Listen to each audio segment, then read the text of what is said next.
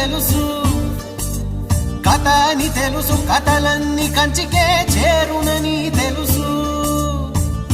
తెలుసు తెర తొలుగుతుందని, తెలుసు తెల్లారుతుందని, తెలుసు ఈ కట్టె పుట్టుకుమంటదని, తెలుసు ఈ మట్టి మట్టిలో కలిసిపోతదని.